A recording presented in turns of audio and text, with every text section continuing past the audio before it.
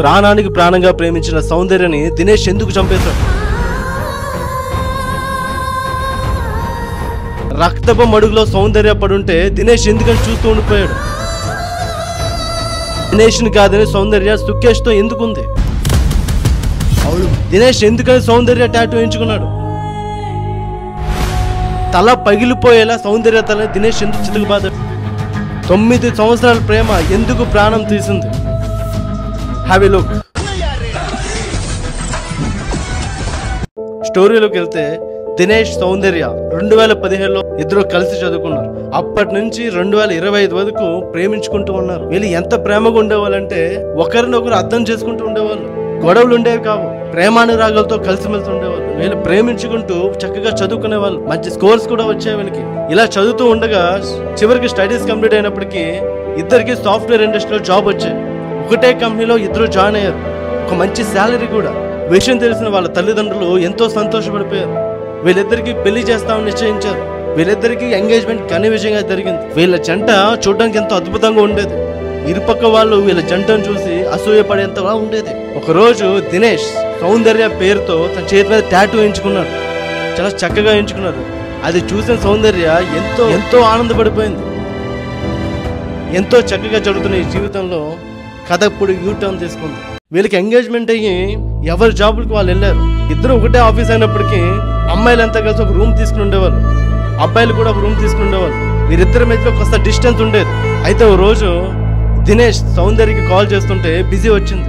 అయితే తన దగ్గరికి వెళ్ళి ఏంటి అని ప్రశ్నించగా సుకేష్ అనే కొలీగ్తో మాట్లాడుతూ ఉంది. సేమ్ ఆఫీసే అతను. అయితే దినేష్ సౌందర్యని మందలించాడు. సెప్టెంబర్లో మన ఇద్దరికి పెళ్లి కానుంది, నిశ్చితార్థం కూడా అయిపోయింది, కాబట్టి అబ్బాయిలతో మాట్లాడడం తగ్గించు అని మందలించాడు. దానికి సౌందర్య కోపగించుకుంది. నన్నే అనుమానిస్తాడా అని చెప్పి అతను అవాయిడ్ చేయడం మొదలెట్టింది. అతని నెంబర్ కూడా బ్లాక్ చేసింది. దీనికి దినేష్ నా మీద కోపంతో ఉందేమో అని భావించి తన రూమ్కి వెళ్ళిపోయాడు. సరే తనే చేస్తుందిలే, కోపం తగ్గిపోయా కానీ వెయిట్ చేస్తూ ఉన్నాడు. అయితే ఓ రోజు దినేష్ ఆఫీస్కి వెళ్ళినప్పుడు సౌందర్య రాలేదు. ఏంటి అని ఆలోచనగా సౌందర్య రూమ్లో ఉండిపోయింది. తనకి ఏం జరిగిందో ఏంటో అని ఆలోచించి తన రూమ్కి వెళ్ళాడు. ఇక్కడ మొదలైంది అసలైన టర్నింగ్ పాయింట్. అతను ఆ డోర్ ఓపెన్ చేయగానే సౌందర్య అతని ఆఫీస్ కొలీగ్ ముఖేష్తో కలిసి ఉంది. అది చూసిన దినేష్ తట్టుకోలేకపోయాడు. మనసు 2 ముక్కలైపోయింది.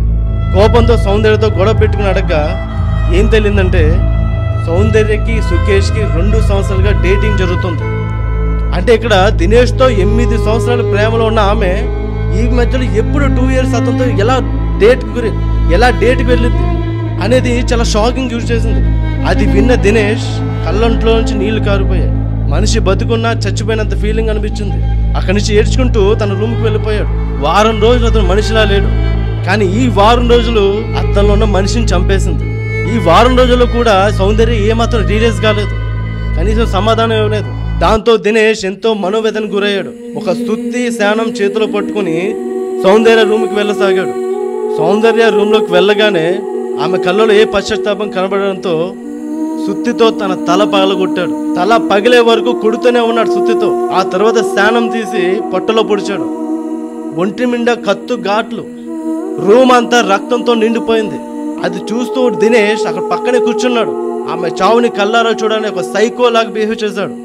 ఆమె చనిపోయానని నిర్ధారించిన తర్వాత అతను నడుచుకుంటూ పోలీస్ స్టేషన్కి వెళ్ళి లొంగిపోయాడు. చాలా దారుణమైన సిచ్యువేషన్ అది. ఒక అబ్బాయిని ప్రేమించినప్పుడు వాడిని పెళ్లి చేసుకుంటామని కమిట్మెంట్ ఇచ్చినప్పుడు కొన్ని పద్ధతులు మార్చుకోకుండా ఇష్టానుసారంగా బిహేవ్ చేస్తామంటే మంచోడు కూడా భోగమైపోతా ఉన్నాడు.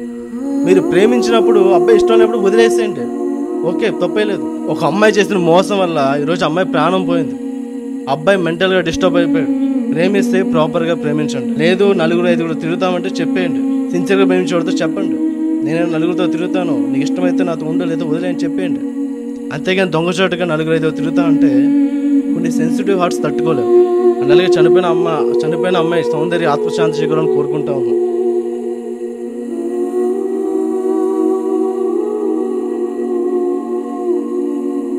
అండ్ అలాగే దినేష్, నువ్వు చేసిన తప్పుకి శిక్ష అనుభవించాల్సిందే. అండ్ అలాగే సుకేష్ మధ్యలో వచ్చిన వ్యక్తి, వీడు అసలైన టర్నింగ్ పాయింట్. ఇలాంటి వాళ్ళ వల్లే ఎన్నో బంధాలు ముక్కలైపోతూ ఉన్నాయి. ఫస్ట్ పోలీస్ అయితే వీడిని ఎంక్వైరీ చేస్తూ ఉన్నారు.